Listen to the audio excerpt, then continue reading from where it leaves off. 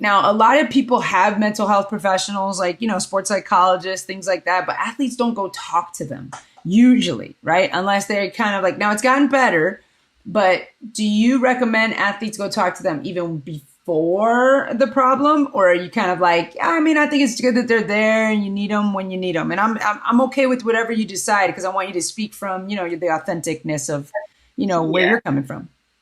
I think everybody, whether you're an athlete or not, should talk to a mental health professional. Like everybody in life, like how you're feeling, regardless. Like if you're feeling great, I think everybody should talk to a mental health professional. Like especially athletes, so because you face so much pressure being an athlete. But I think it's just so important to be able to talk about those things with someone who's qualified to talk about those things and can help you just think through things in life, whether, and it doesn't always have to be you're depressed or anxious or this, that, but just to talk to someone about how you're feeling, I think is just so important and something that, we don't, we'll train and, train our bodies, but, we take our minds for granted sometimes.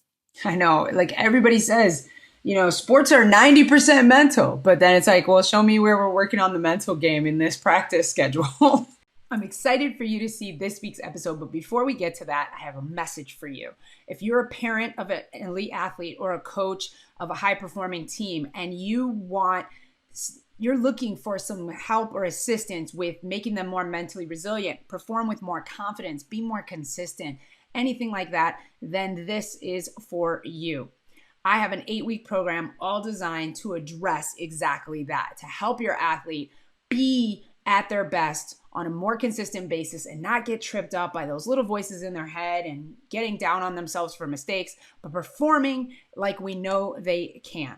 So what I want you to do is don't delay, just grab a time on my calendar through this link and let's set up a time to talk about your specific situation and how what I'm offering in my 8-week program can help. Okay.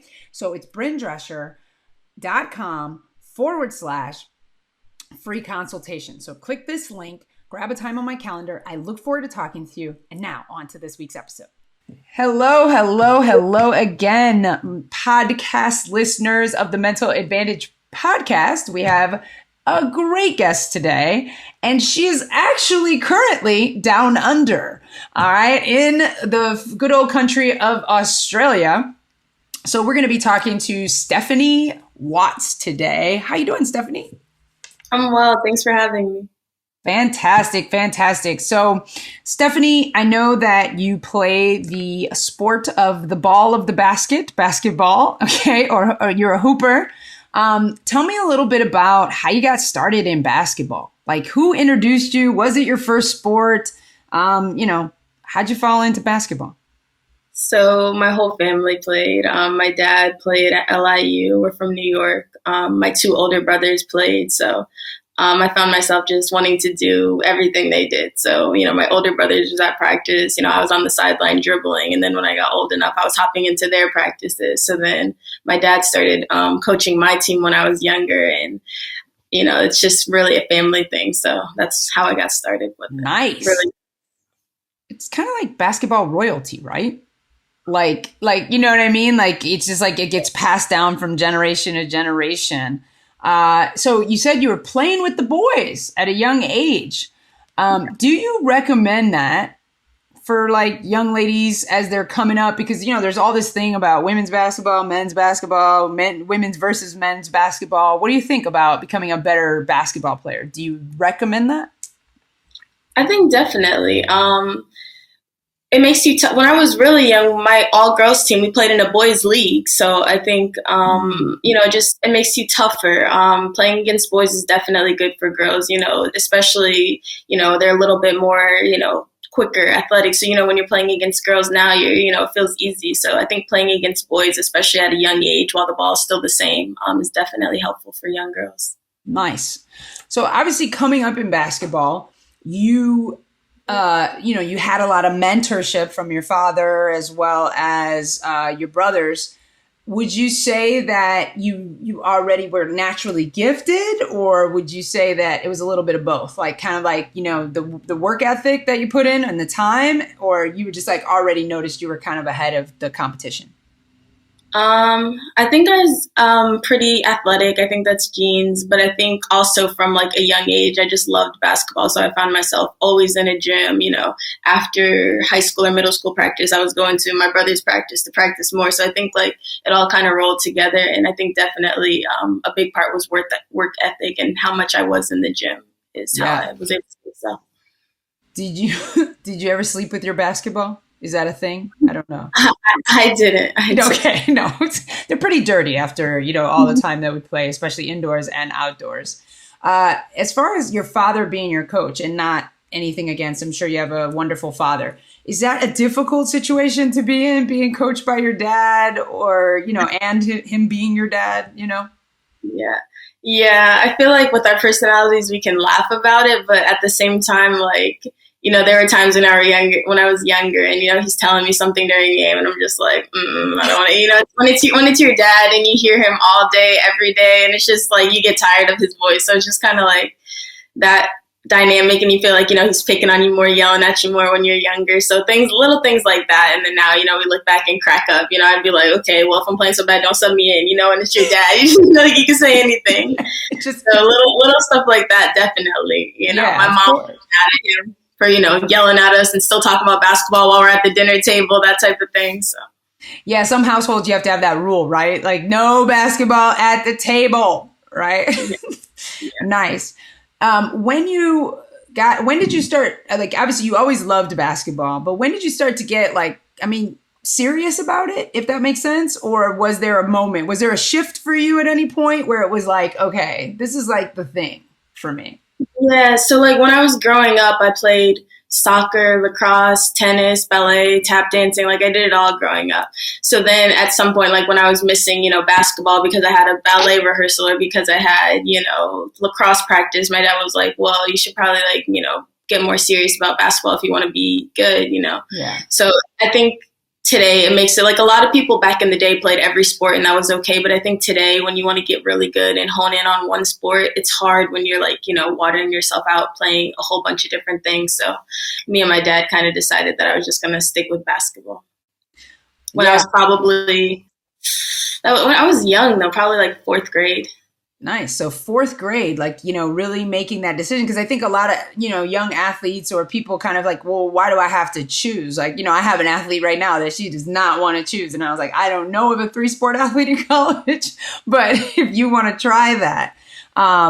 But yeah, so your recommendation is to pick something these days because it's become so professionalized, right? Like the whole club circuit and stuff like that. And I think it's all dependent upon your goals. Like if you want to have fun and play every sport, I think that's like something great too. Like I think it's so nice to be able to experience different sports. I loved ballet. I loved tennis. I loved lacrosse. So I'm glad I had those opportunities. And if you want to continue with that, that's fine too. But I think you have to understand also if you do want to play at the highest level, it's tough doing that with multiple sports. So I think it is, important to make a decision if you are serious about one over the rest. There you go. Now, when we've heard before that multi-sport athletes have like an advantage sometimes, like bringing that into the other sports. Now, you said ballet. I definitely would not think like from ballet to basketball. In fact, if you write a book, I need you to title it that, and you can pay me royalties, of course, from ballet to basketball. But what would you say, if anything, that you felt you brought in from those other sports into basketball? I think for me, the biggest thing was like at soccer practice or at lacrosse practice, we were running so much. I think that really got me in shape because I think like those type of shapes are different than even basketball shape. Like we ran. So yeah, I think and me personally, like I was always more serious about basketball. So I wasn't as serious about the other sports, but I think, gotcha. shape and, the conditioning from the other sports definitely helped me with basketball. Yeah, there you go. So you obviously, like you said, you decided to kind of like, cut all the other sports off, focus, fourth grade. You went through, I'm assuming, junior high. When did you have your first like big moment on a basketball court that you were like, kind of like, yeah, this is like exactly what I want it to feel like? So when I was in New York, my team, we were undefeated for 2 years, back-to-back state champs. Like it was all, in the papers and the news in New York. So that was like my first time like being on the news and the newspapers, and my family was excited. And I thought it was so cool that I was getting interviewed on the news in like third, fourth grade. So that was like a really cool moment for me. Nice. That's awesome. And who were your heroes coming up? Who were your basketball heroes at that time? Honestly, only my brothers and my dad like basketball, and my mom, of course, too. She wasn't as into basketball, but us growing up, she became more and more into it. But basketball wise, just my brothers and my dad. Like I wanted to be like them. I wanted to do everything they did. So. Nice. So you weren't like looking at the Kobe's and the. Obviously, I don't know exactly the generation time and all that. I know you're younger than them, but I just, I don't know who the contemporaries are that you would have been like looking up to. Okay, cool. That's great to not have like, it wasn't too high.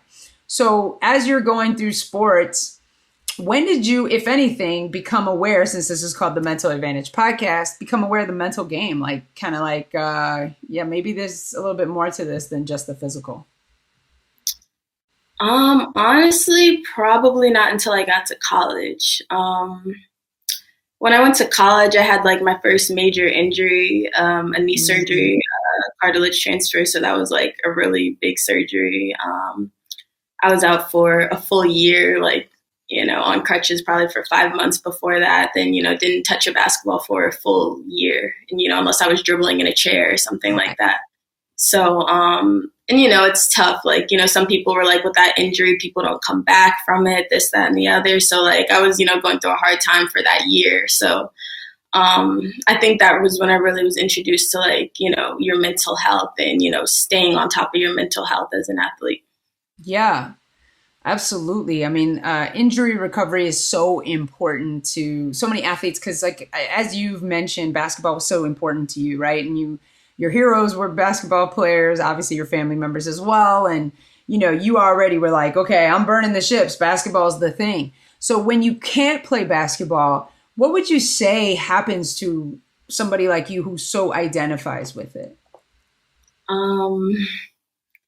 In the beginning, you're just like, well, now what, is my first thing. Like, okay, well, I go to the gym, like, I go to school, I go to practice, and then I go back to the gym later. And like, that's really just my life. Like, that's all I ever did. So when I couldn't do that, I was just kind of like, and I think in a rut for a while, like figuring out like, well, what do I like to do outside of basketball? Things like that. So. Nice. Now, did somebody give you that tip about what do you like to do outside of basketball? Or was that something that you just kind of came to after like, I don't have anything else that I can do? I mean, I can't do basketball. So, you were kind of forced to think that way. I think I was just kind of forced to think that way. And it didn't happen quickly. Like I still, wanted to go to the gym and just sit in the chair and dribble and, and I'm just like, okay, like, I'm not playing basketball right now. Like I'm in a full like cast, like I figure out, what else do I actually want to do? So right. I started spending more time with, friends and things like that I couldn't do before. So what would you say would be the advantage to going? And I know this is an interesting question, right? Because obviously being injured, no one would ever want that. But is there any part of you that is like that? What is the grateful for that period of time because it maybe gave you, if anything, like, a different perspective? I think the biggest thing for me was I learned so much watching the games on the bench. I learned because I came into North Carolina as, playing 35 minutes a game, like as a freshman. So I never watched the game. So to see the game from the sideline is just a whole different perspective. I feel like I learned so much about basketball in that year than I did maybe, in the rest of my years of college, watching the game and just being able to, get that coach's perspective helped me so much and helped me learn. Nice. A coach's perspective. What would be the advice that you would give to others that are playing 35 minutes a game? Obviously, you wouldn't tell them to go out and get injured, but what would be your advice to them to maybe get that perspective without necessarily having to, go through the difficulty of an injury? Film. Film wasn't something I was big on until college. So not even my first couple years at college, I wasn't huge on film. I watched it, with the team when I had to, but just you can't watch enough film and seeing, where you can improve, what you could have did better, decision making. So I think getting that aspect from film is also helpful. Nice. Nice. Now your position is a point guard, is that correct? Or do I have that wrong? More a shooting guard. More of Once a I got to shooting college, guard, excuse me. once I got to college, yeah, shooting guard. Yeah, nice, nice. So as a lot of people do, a lot of people do go through injuries, right? And I kind of want to stay with this for a second because I love how it gave you a perspective on basketball. But since I work with athletes on the mental game, I do want to talk about what it gave you a perspective on Stephanie. Do you remember what, if anything, that it did for you? It was years ago. Yeah. I mean, I think it's like when I really realized, like, you're more than just a basketball player. Like, basketball is something you do; it's not who you are. So, I think it kind of helped me with that aspect because, like, before it was just like, I have a bad game, a bad practice. I'm, thinking about that the rest of the day because that's what I am. I am basketball. Like, so I defined myself through basketball. So I think when I had an injury, it kind of, made me realize like, okay, basketball is more so something you do rather than who you are. That's such a good message. Such a good message for everyone to really listen to.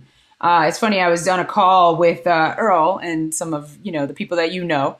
And I was like, I just want to say, guys, basketball is not life. And they were like, what? No, no. And I was like, no, I'm telling you guys, basketball is not life. I know that it is a big part of your life, but it is not life.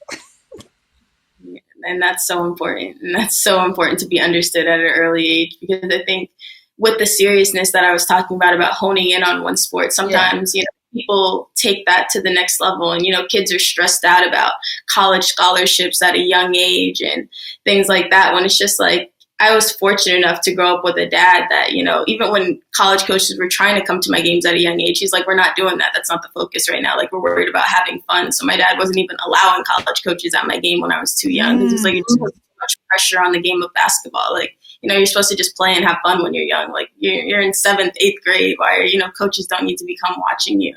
Things like that. So I think nowadays people are, focused on like, okay, how am I going to get a scholarship or, what do I need to do? Things like that. And it's just like, relax, have fun, love the game and, it'll love you back. That's so powerful.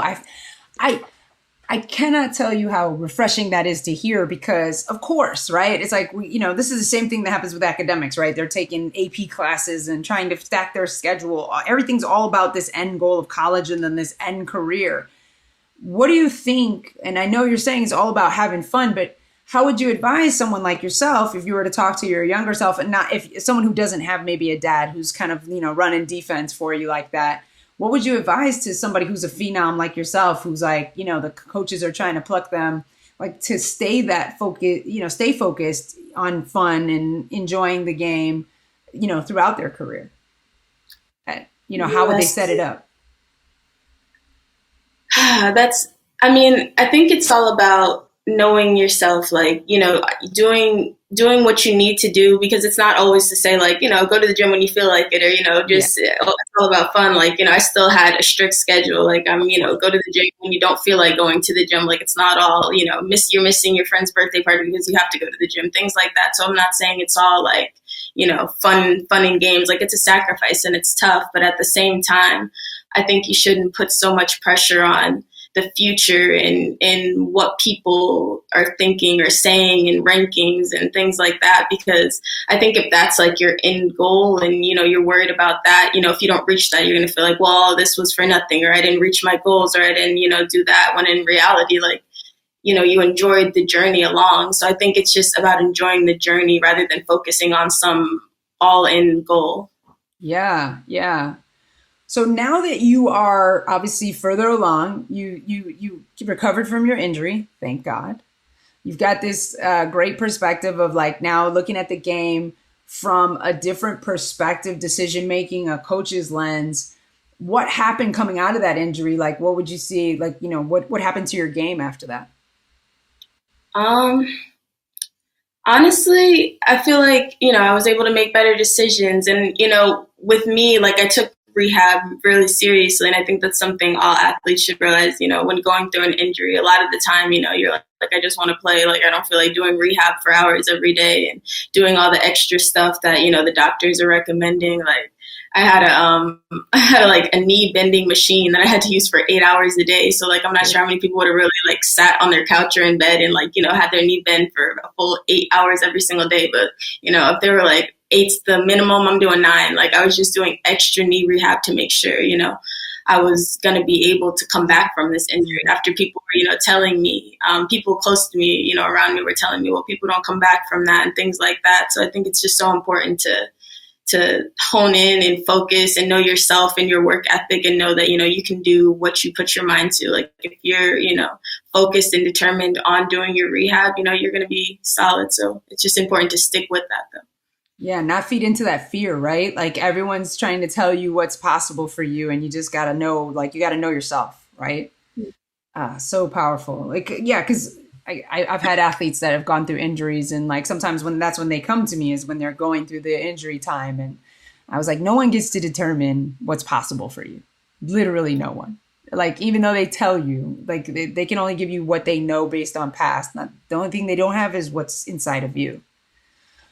So great advice. And it sounds like you're really talking about process over outcome, right? Like, don't be so focused on the outcome, like really focus on, having fun and enjoying the game. Now, as you've gone up in the ranks of, winning state championships, having obviously a stellar high school career, getting recruited, then going through the injury, then going back to, I'm sure, the top of the game. How have you maintained fun even in the process of that when the stakes are higher? It's hard. It's not easy at all, because I think that's why some people look back and, miss college, miss high school, because, everything was just more fun. And when it turns into business, that's nice because, now you're, making money to play the game that you love, and, you can't take that for granted. But at the same time, it really is a business. You're not in it for the same reasons that you were before. So it's difficult, but I think what keeps it fun for me is just your mindset and just knowing like why you play basketball and just not forgetting that and not losing that, no matter what the people around you are saying, no matter what, people on Twitter and social media are saying, just reminding yourself like why you play basketball and, why you love the game and just having fun with that. So, yeah, you brought up social media when you're, when you were playing and like obviously playing for Carolina, which is a, high profile school, is that something that like you pay attention to, like going to Twitter and, obviously having the good games and then the bad games? Like, how do you manage that as an athlete, or what advice do you have for those that are kind of going through that to kind of navigate it better? That's it's tough. Because like when you're an athlete, and especially, at a high level, like that becomes your identity. So you feel like, like I was saying before, when you have a bad game, like, you let that eat you up and you let that feel like that's who you are. And I think it's just remembering like, you're just so much, you can't say it enough. You're so much bigger than the game of basketball. Like that's literally something you do. Like it's not you as a person. It has nothing to do with who you are as a person. So I think it's just remembering that and, ingraining that into yourself that, if you have a bad game, everyone has a bad game. Like, yeah. You're thinking about it 3 days later, but you're really the only one thinking about it 3 days later. Like no one's, right. Really on that.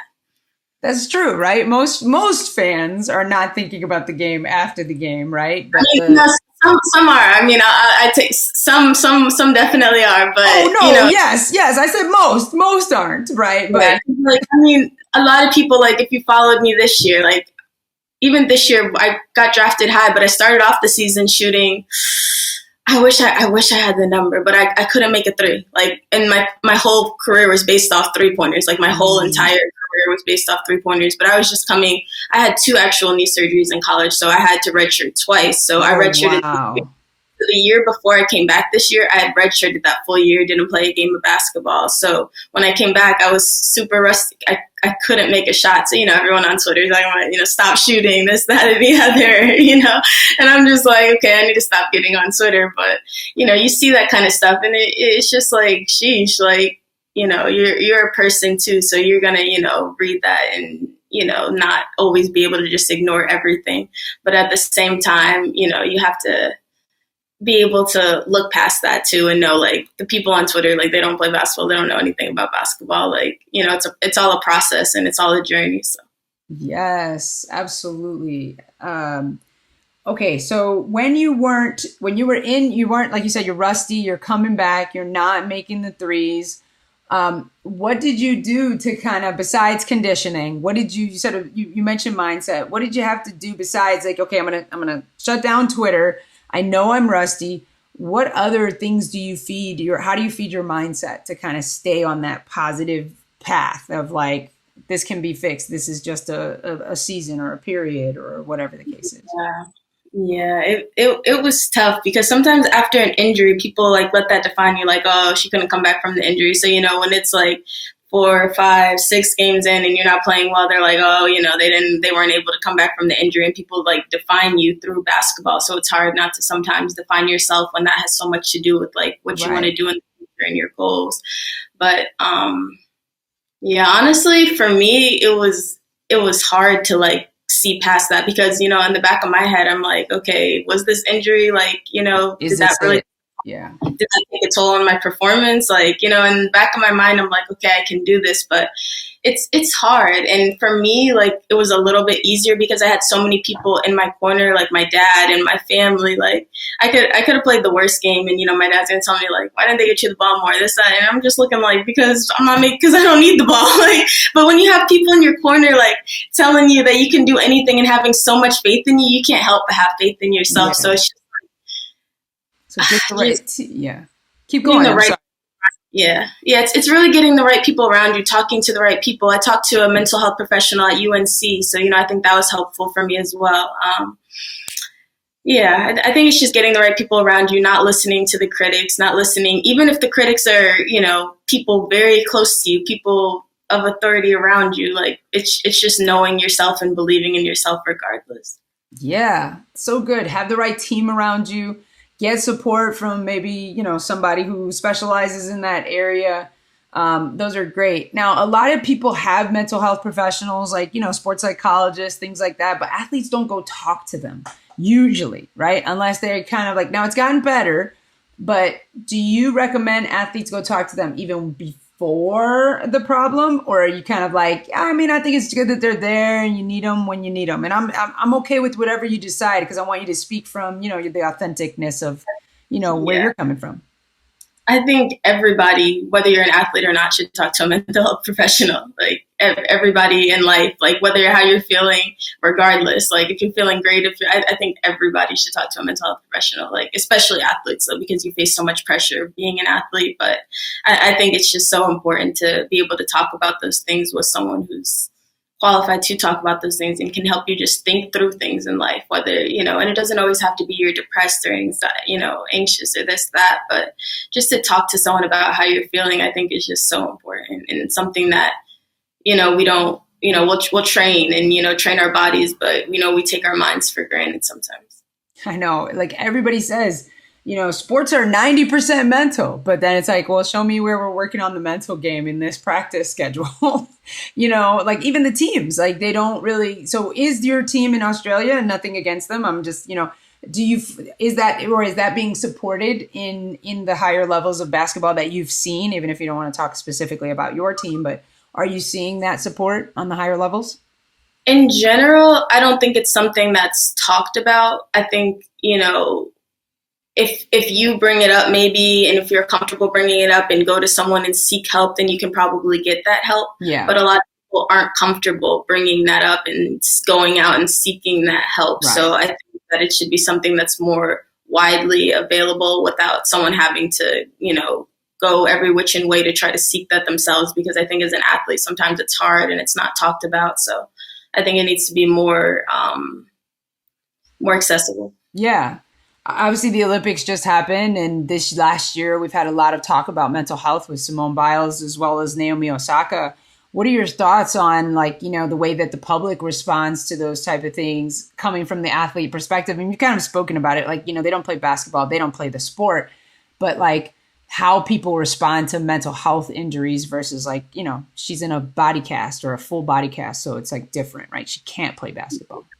Yeah, I think it's so important as a person just to have grace. Like, I think people who know me know, like, I'm just a very, like, compassionate person. I'm always gonna ask my friends, like, how are you feeling? Like, are you okay? Are you good? And that's because, like, I know when I was in those times, like, I've needed people to ask me that. So now I'm, look at that, and I just try to, do that for people and do that for friends. So when people just have so little compassion and grace for people, and you always have to know what someone's going through to have that grace. Yeah. I think that that's just so not fair to athletes, because as a person, people go through bad days and have bad days, but as an athlete, you're not allowed to have a bad day. And I think every athlete's heard, like, whatever you're going through, leave that off the court, and don't bring that to the gym. And it's just like, that's just not realistic. Like, athletes are people. And yeah, I think it's sad that people have to know, like, okay, well, I had a death in my family, that's why I'm not, like, performing at my level. Like, I feel like you shouldn't have to say that. You should know people, like, are real people and they have lives. Like, yeah. When I'm going through stuff in my life and people are asking me about this with, my situation with the Wnba or this and that, like, I had, like, the night before my first Wnba game, my grandfather passed away, and, people talking to me about basketball. It just seems so trivial. Like, for months I could care less about basketball. So little things like that are just, so important to recognize as a fan, that athletes are human beings as well. Hex, yeah. I mean, and you hit the nail on the head when you said, like, you have to explain. Like, the fact that they're like, oh, well, tell me why this is happening. And it's like, even with Naomi Osaka having to say, well, just so you guys know, the reason I don't want to talk to the press is that I've been battling depression. And, like, she had to say it because people are like, what? You having a bad day? You got a headache? It's like, no, if I tell you, like, I feel like there's this interesting mindset, like, knowing the type of competitor that it takes to go as far as you have gone in sport, right? To play the tops of the top. You're not the kind of person that's phoning in a game. You know what I mean? Yeah. So it's just ridiculous. Like the idea that Stephanie Watts would just be like, yeah, I don't want to play basketball today. I just don't feel like it because it's Tuesday. Like, it doesn't even make sense. I mean, that stuff has to get under your skin, like, when you're in that world and kind of like want to protect, each other as well as, your fellow elite athletes. Yeah, definitely. Like, it's sad to see that, people are throwing so much hate, at people who just want to do what's best for them, their families, their mental health. And it's just like, if someone in the corporate world wants to make decisions that's best for them, no one's paying it any mind. But when it's basketball and there's fans involved, you're supposed to please the fans and please other people that are, watching you and things like that. When it's just like, you have to do what's best for you at all times, regardless of what that might look like to the public. And you shouldn't have to go out of your way to explain that, the decisions you make yourself. Agreed. I hope that people that are listening that are fans can kind of get like more of that compassion, right? Like that this is a person, because we don't come to your job and boo you. And, someone said this on Clubhouse, and I don't know why it had never occurred to me, because obviously I've been working in the athlete space for a little while, but it was like, you said this, like they tell everybody leave it all on the court or leave it off the court, right? But it's very difficult when people are like tweeting you your highlights. And, like, oh, look here's a compilation of all the shots you missed, or here's that really bad play at the end of the game. And then they're playing it over and over on Sports Center, et cetera. And then it's like, hey, but you should just not think about it. But it's like, how do I block it out when it's being like piped in? Like if I have a bad day at work, nobody's, sending me a video of the replay of that. Yeah. And I mean, just the things that's going on, like in people's lives off the court, you're expected to come and, agreed. Operate at, 100% every single game day. Like a game day can never just be a bad day for you as a person. Like, you're looked at as, who you are as an athlete. You can't say like, okay, I'm having a bad day. Like this might've just happened to me. Like you're expected to just leave all of that. And as a person, it's just not fully realistic. Yeah, absolutely. Absolutely. And I think, and thank you for like speaking to this, because people need to hear these things, like, right? Like we're humans first, right? And we happen to play this sport at a high level. And you need to understand that just like we all have bad days, everybody has a bad day, and it's okay. We can, like you said, grace. So good.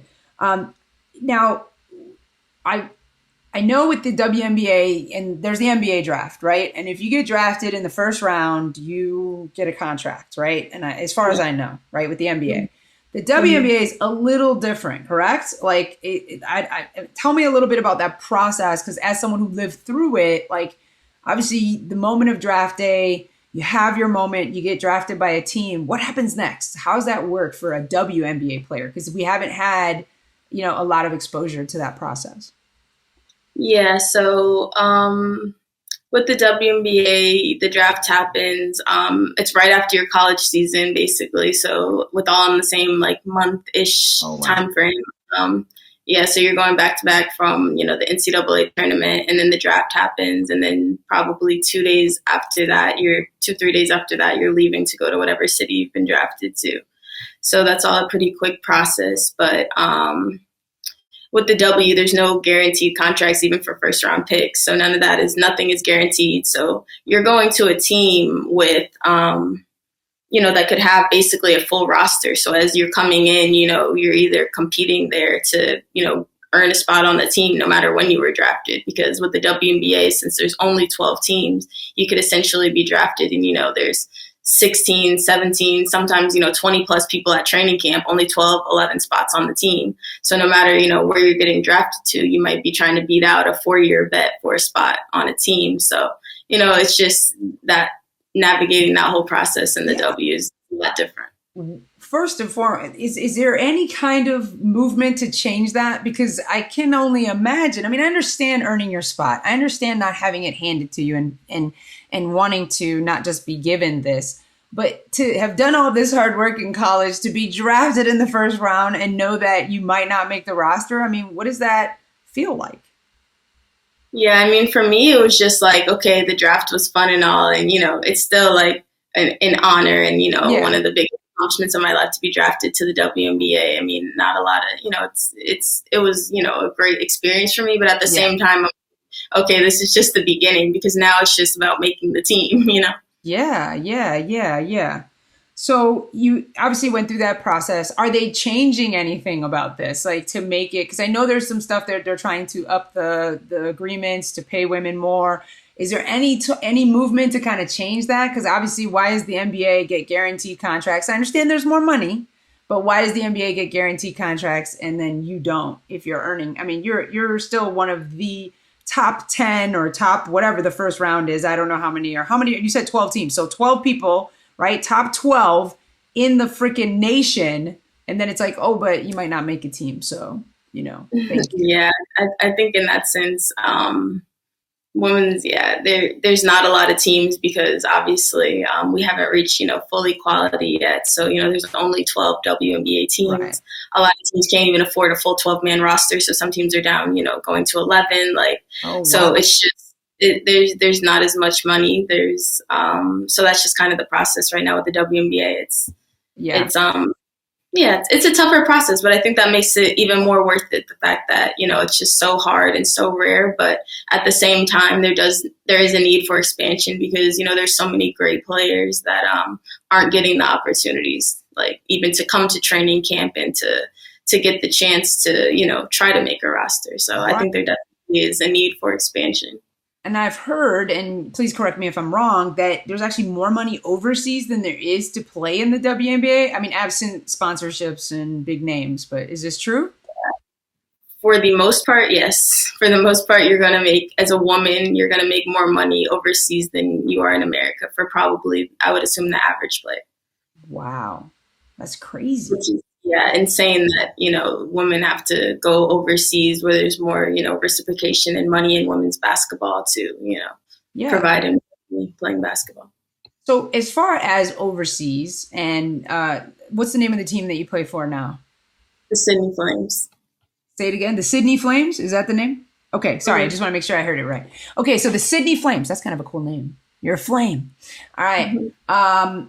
Is it like star status over there? Like, because I know we don't have that type of treatment here with women's basketball. What we do for some, right? Some big names like, I mean, it's getting better, right? Candace Parker, Sue Bird, Taurasi, and, Asia Wilson, stuff like that. But what's it like over there playing basketball? I mean, I know you're away from your family, away from everybody you love. Not to say that you don't have friends there, that because you have a great personality. I'm sure you made lots of friends already.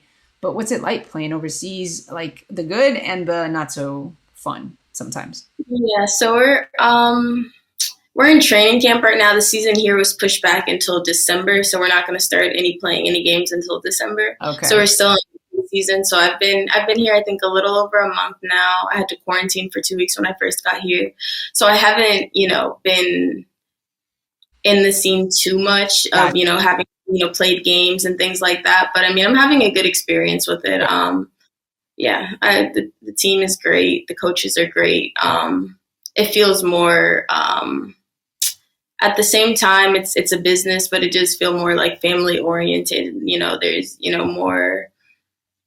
I don't know, more fun to it. I think overseas, at least from my experience so far. But Yeah. I'm enjoying the experience in Sydney, Australia. I think it's a once in a lifetime opportunity, to get to play the game you love. In a different country, than and seeing the world. So I'm blessed and excited for the opportunity. Yeah, absolutely. Now, obviously, you're focusing on what this great opportunity you have, and then you have people like me who come along and go, "Hey, so," which I'm just recognizing the ignorance of this question. But as you're trying to focus on the career that you have, what's it like when people kind of like, "Hey, so do you want to come back to the WNBA? What do you want to do? What are your plans?" And you just got there. So, how does that feel? Like, what do you want people to know when they kind of ask questions like that? Yeah, I mean, yeah, and I don't mind questions and people asking, about where I want to be and what I Yeah, want to do in the future. But I think more importantly for me, it's just enjoying the journey I'm on now. Like, I just feel so like blessed to have the opportunity. Like, I'm getting, my job is to go play basketball. Like, in Australia, like, come to Australia and play basketball is your job. And I would have never thought, like, as a kid growing up, like, I would have the opportunity and get to do something like this. So I just feel so like thankful every single day like that this is my life and this is what I get to do because of the sacrifices I've made my whole life when I was younger. So I'm just glad for where I'm at right now, and whatever comes in the future comes, but I'm just so thankful for where I'm at right now. absolutely, absolutely. Uh, so as far as you just spoke about gratitude. How important do you think that is for an athlete? Gratitude, gratefulness, not just about like being able to play the game of basketball, but like to keep a certain mindset, any of that. How important do you think that is? I think that's the most important thing in life, like as a person, like as a human being.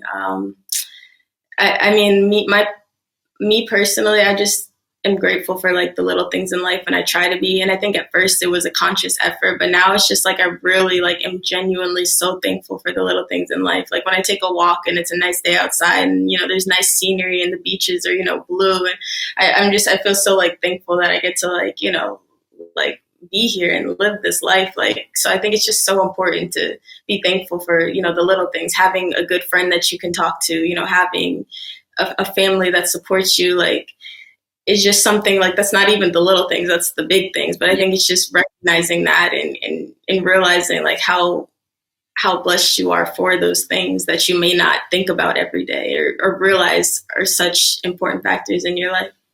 Yeah. As you've obviously come up in the team environment, what do you think is the biggest benefit to being on a team, like and being around people, or what when you say build a team around you, and obviously there's solo sports like tennis and ice skating and whatever, and then there's the team sports. What do you think is the most important thing for athletes to remember as a part of a team, or that they should want in their teammates? Um, Wanting teammates, probably friends, like people, you can come talk to, people you relate to, people, that you enjoy being around and having conversation with, I think is the most important thing. And of course, people you enjoy playing with on the court as well. But yeah, I think those are some of the most important Does, qualities and factors that I've liked in some of my teammates. does that translate to on the court? Like when you have a good relationship, like does things move differently? Have you had a situation with a teammate? Not again asking any names, but like where it was like we didn't really jive, but we worked well on the court, or sometimes the fact that we weren't jiving wasn't working on the court.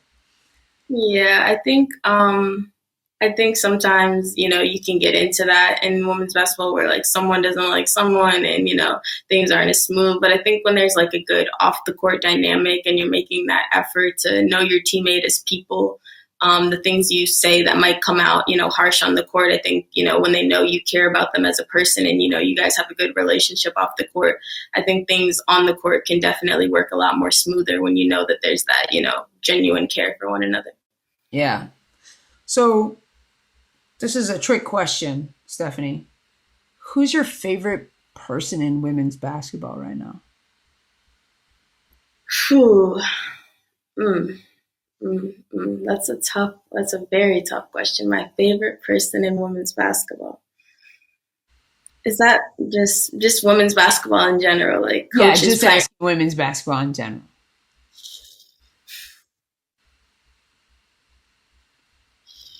That's a really tough question. Wow.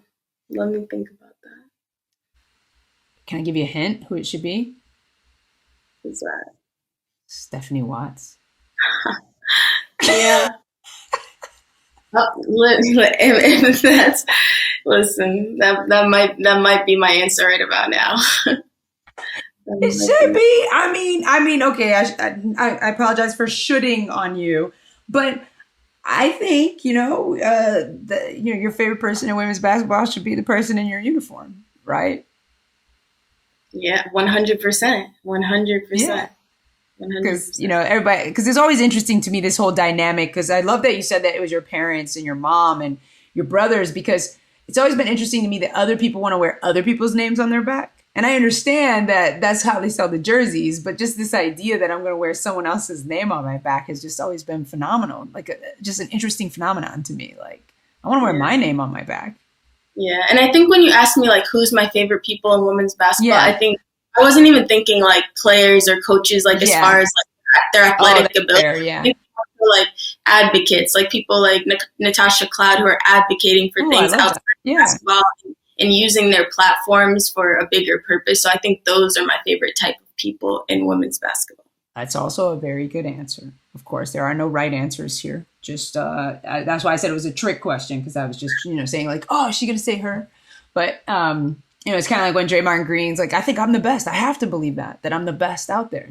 Like that's part of the attitude you have to have when you're out on that court. I think that's really important.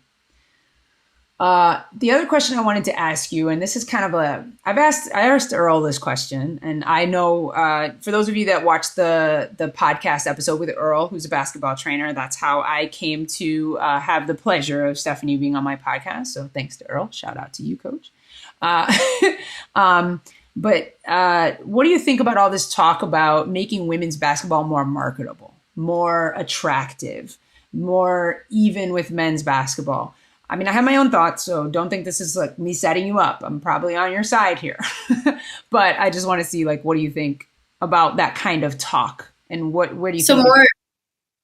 More attractive in what sense? Because not uniforms.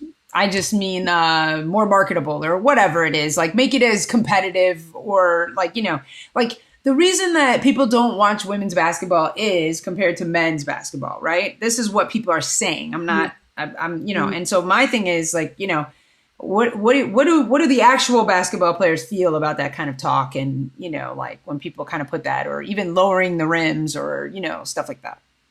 Yeah.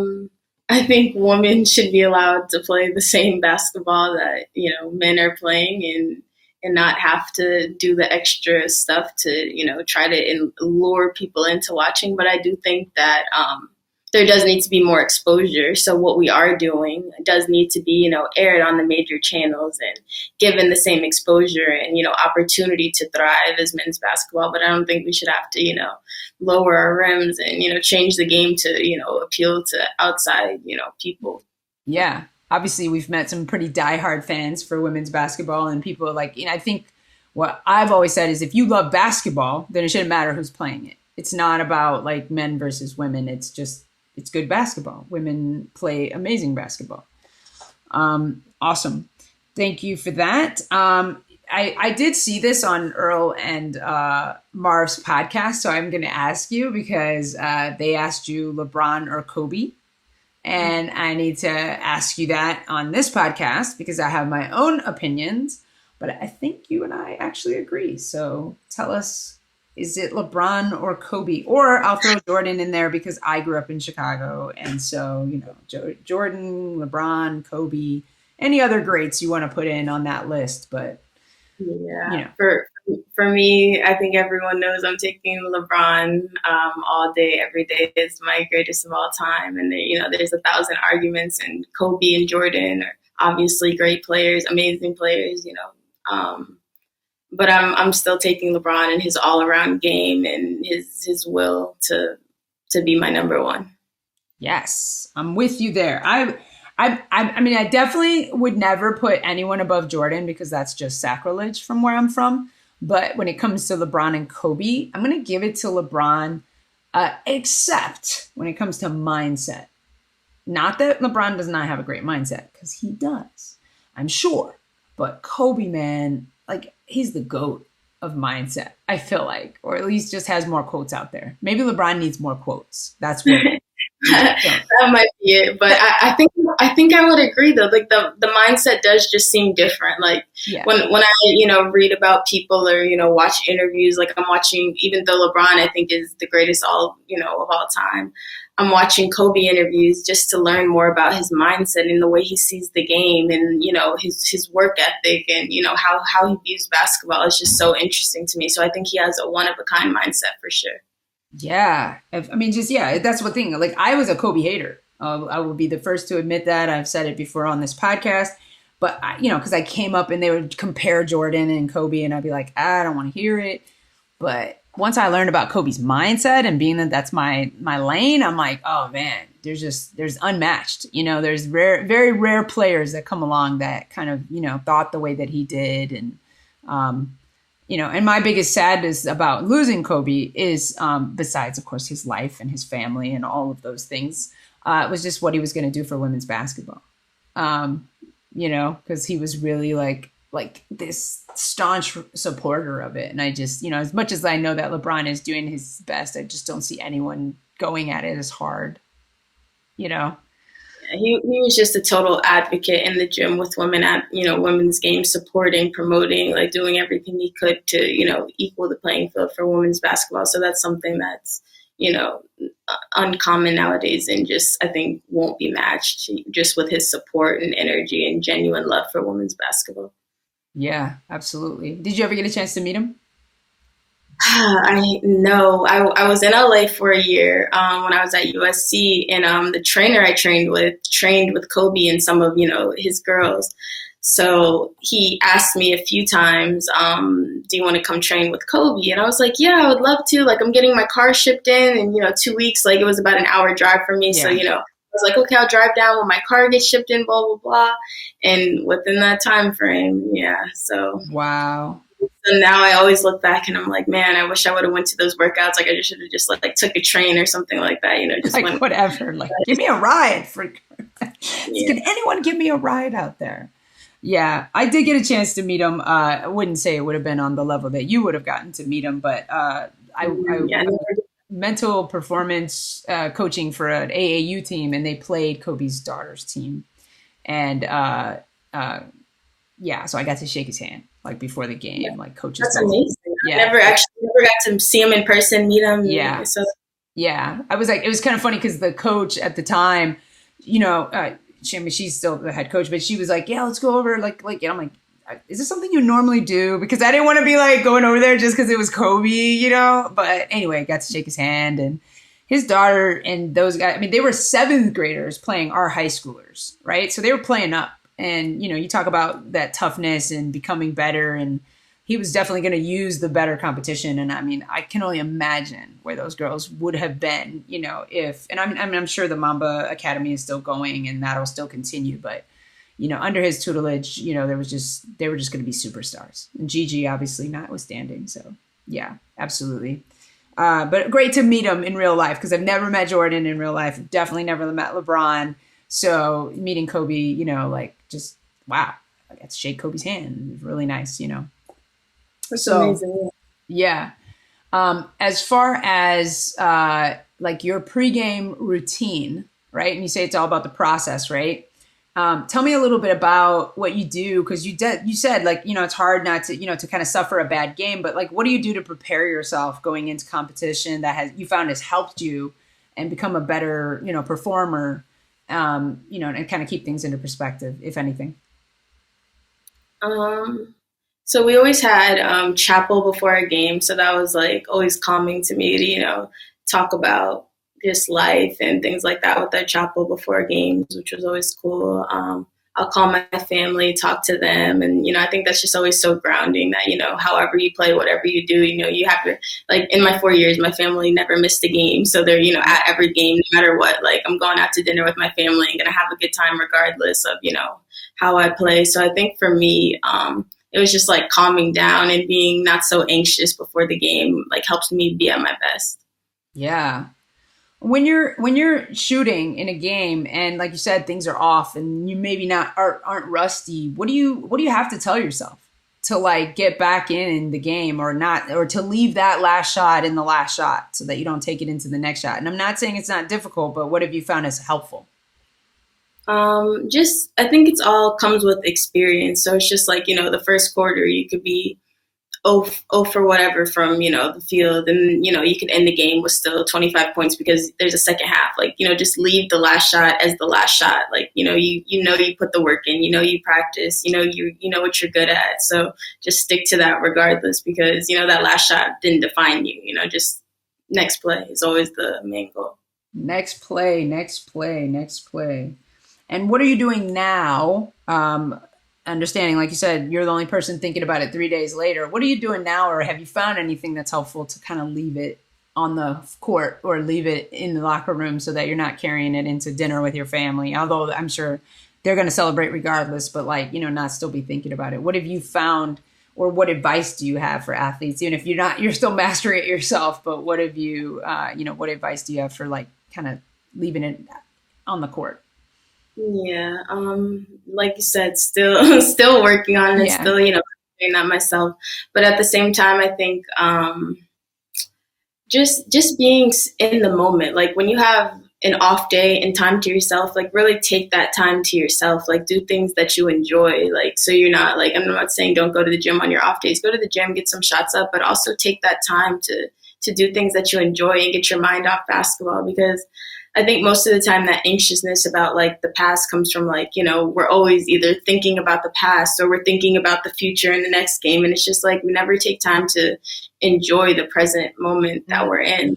When you're driving to the gym, don't think about, well, I hope I have a good game, or I hope I have a good day at practice. Like, enjoy the drive, enjoy the music in your car, just, like, enjoy, like, your presence. And I think that's something that, like, we don't do in life, much less as athletes. Like, we're always just thinking about something that happened in the past, or something that what's going to happen in the future, when, like, we just don't take the time to enjoy, like, today's a nice day outside. Like, I get to go, a coffee and, talk to my friends, like, just enjoying what exactly we're doing in the moment.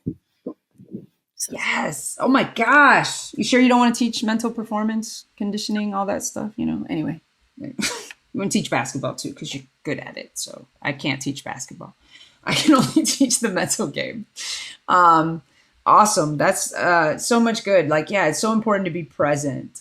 And like you said it right there. Like, don't be thinking about the game, like, like, oh, I hope I have a good game today. What if I don't have a good game today? Like, that type of stuff. It's like, you haven't even played 1 second of the game and you're already thinking, like, it's got to be this way or that way.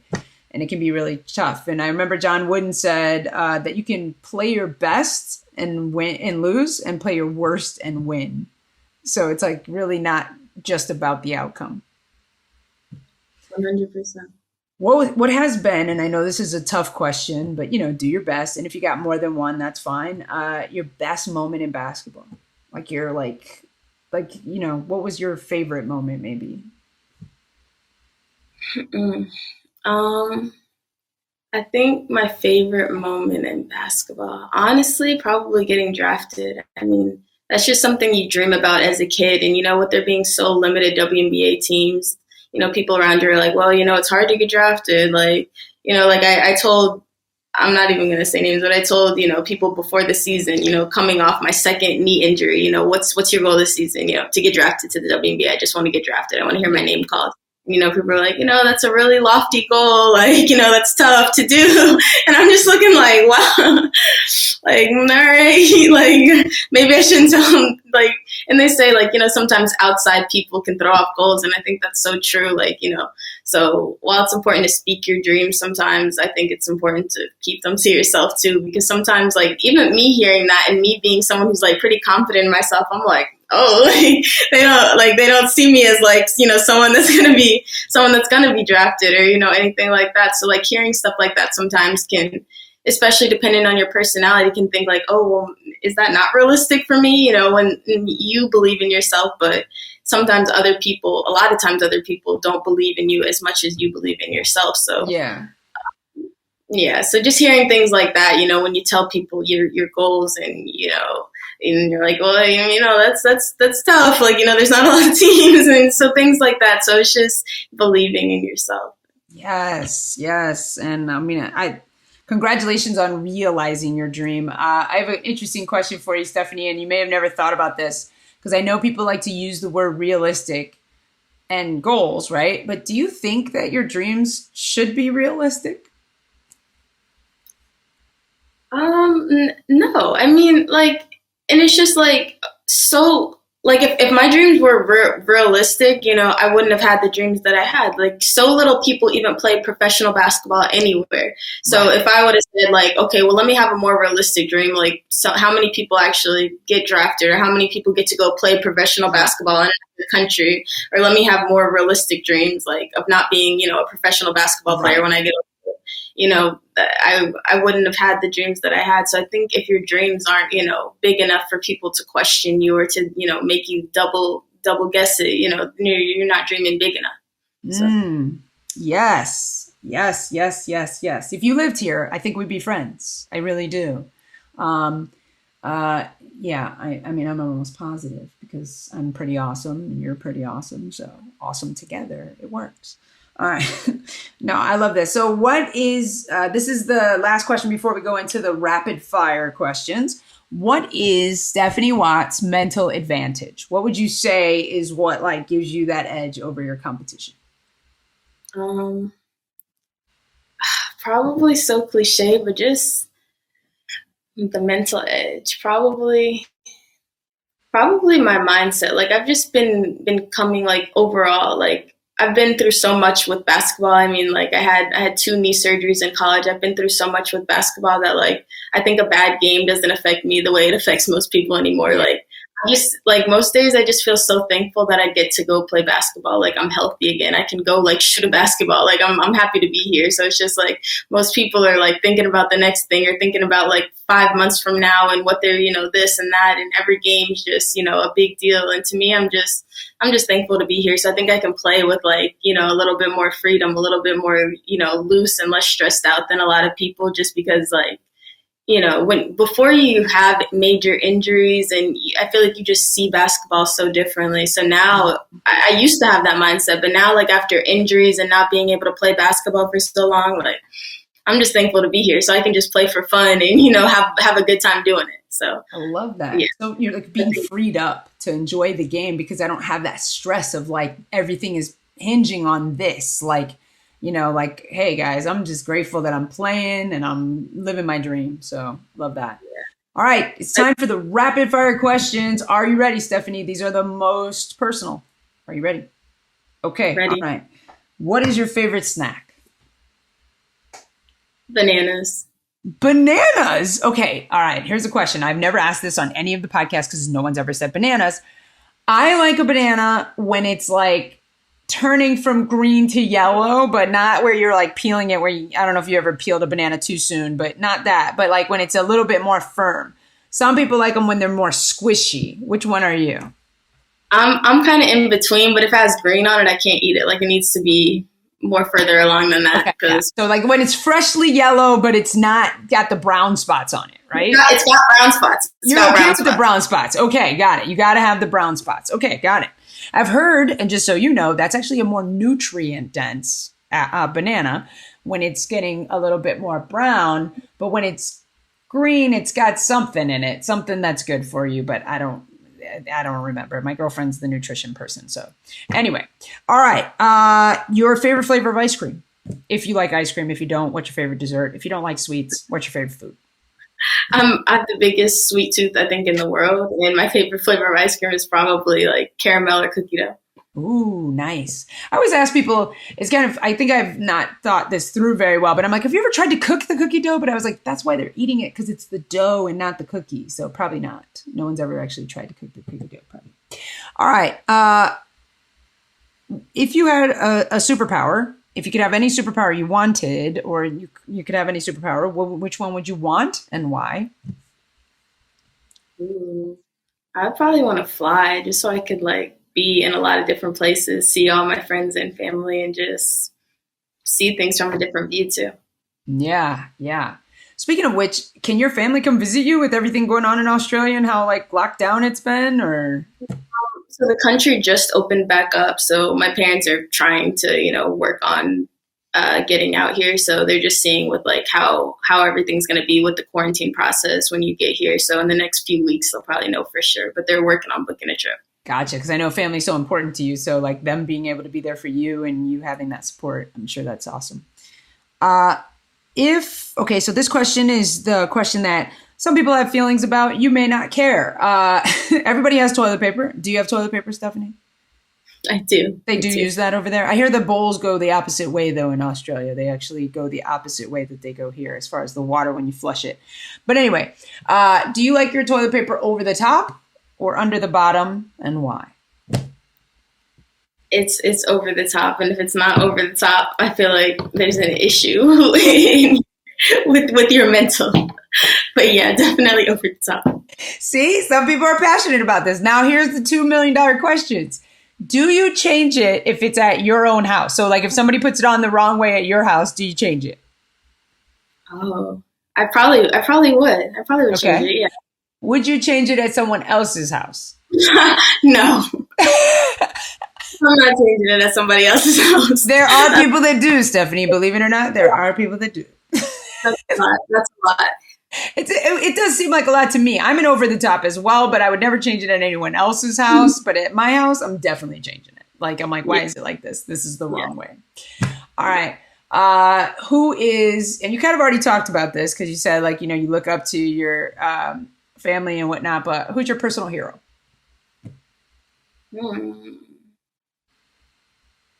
Yeah, my personal hero. Sheesh. I'll have to say my dad. Just the way he looks at life. Like he just taught me so much perspective on life. Like, and I think just little things like one time I crashed my mom's car and I was just so like stressed out about it and this, that, and the other. And he was just so calm. He was like, "Well, are you okay?" I was like, "Yeah." He was like, "So then that's the material things. Like, it's not that serious." Like, and I just wrecked my mom's car. And I think like little things like that just give me so much perspective on life. It's like, as long as, everybody's happy, healthy, doing well, like, nothing, none of that other stuff matters. Everything else is just everything else. It's little stuff. So I think that's where I got so much of my perspective on life. That's good. It's good to have somebody around you that can help you give you those perspective shifts and kind of widen your view. What do you want to be remembered for? Just the way I make people feel, just being compassionate, caring, helping people. I think one of my biggest goals in life is just to help people, make people feel good, advocate for people who have less. So just someone who cares about others. Yes. Any final words you want to say to anyone listening? If it was like a young athlete or a coach or anything like that? I think the most important thing is young athletes, talk to somebody, get the help you need, reach out to me via, whatever social media. Like I'm always here for any young athletes coming up who have questions. I try to get back to, as many people as possible. And I love, talking to groups about mental health and, just staying in the now and not, being so stressed out about the pressures that come with athletics and just, having fun with it. So reach out and get the help you need.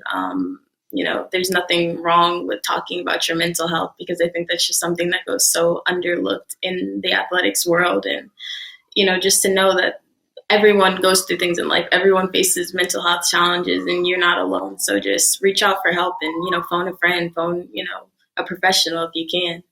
Yeah, absolutely. That's right. And I was going to ask, how do they connect with you? So, of course, I'll put it in the show notes, but what are your handles and where do you want them to connect to you? Yeah, the main thing I use is Instagram as Swats5. Just shoot me a DM, reach out. Like I try to get back to as many people as I can, especially when it comes to like mental health and how people doing things with basketball and growing up. And coaches. I love hopping on Zooms with teams and talking to people about whatever it is that they might have questions about young athletes coming up. So just reach out for sure. Fantastic. Well, you heard it here first. Stephanie saying, like, if you need help, talk to someone, talk to her, reach out. If you're at a team that wants to, get in with Stephanie, obviously the time difference is crazy, but tap in. She'll find a time for you because she's passionate about it. Thank you so much, Stephanie. This was so much fun. I really enjoyed talking to you, and I know that you had a lot of value to offer the audience. So thank you. Thank you so much for having me. Absolutely.